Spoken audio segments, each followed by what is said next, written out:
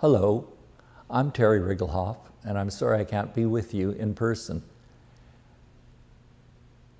I'm sitting in Westmount Library's reading room, but this used to be a children's library. Right now, you're looking at Valentine's cards from their historical collection.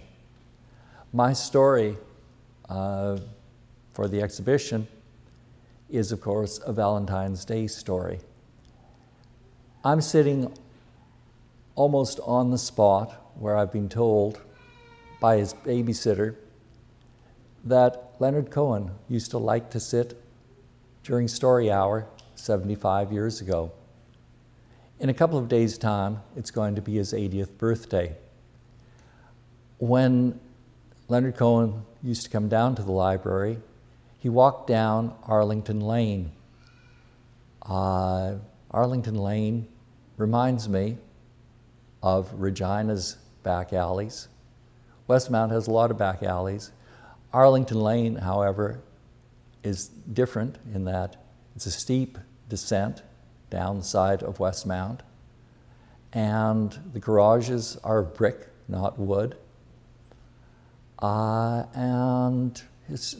Some historians say that it probably follows one of the oldest Indian paths on the island of Montreal. In a moment, I'm going to start reading to you from the Valentine's Day portion of my story, Going Home. I'm going to read to you the midsection of my story because I'd very much like you to pick it up and read the beginning and read through to the end. The only thing you need to know by way of preamble is that a man has come home from hospital and he's looking at Wilf's silk screen, the dark in light. And as he looks at it and sees the two figures, he starts to remember himself and a friendship he formed while walking a back alley. Here we go. Growing up on Angus Crescent, the alleys of the cathedral area are normally playgrounds and shortcuts.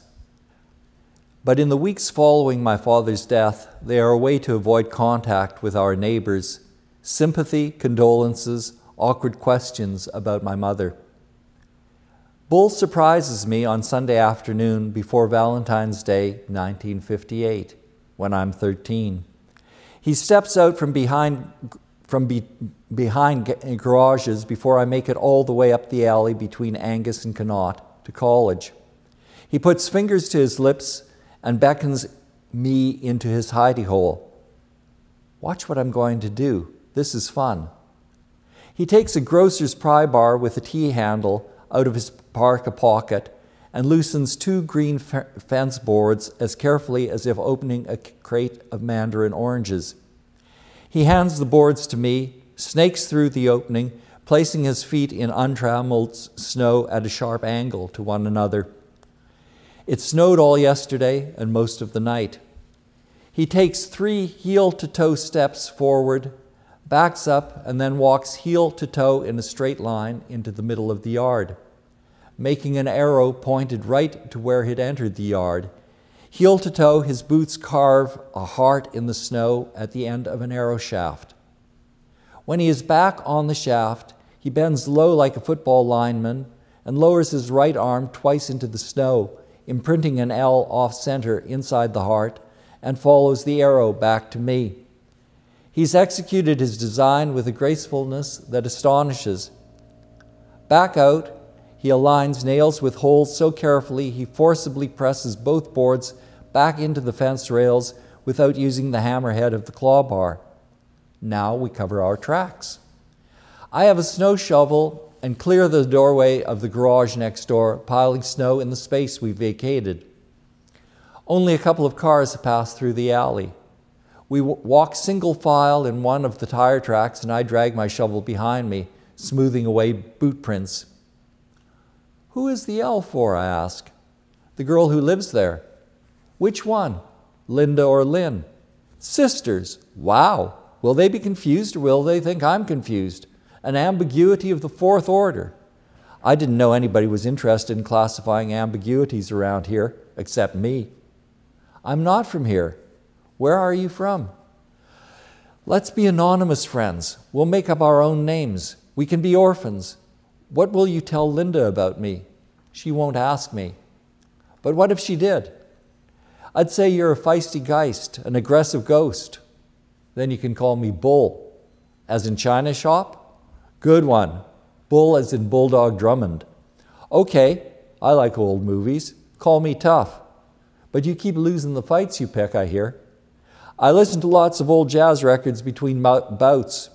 If I could play drums, I'd play like Dave Tough, my favorite. You listen to white jazz, Bix Beiderbecke, Trombauer, Teschemacher, Condon, Krupa. You collect? Just listen. Well, I hope that will give you reason to read and not just listen. There is, of course, a little joke embedded in that the back alley the boys enter, or the boy enters, is the Aiken house. Lynn Aiken, who was my playmate, she used to draw beautiful, beautiful pictures on the floor when we sat on the floor playing together while our older sisters played upstairs. She went on to become a ceramicist, and as you probably know, the mother of Leslie Feist, better known as Feist. So this is a tribute to a number of artists. First of all, to Wilf Perreault. I hope everyone enjoys the show. I wish I could be there with you, but circumstances prevent that. And on with the show.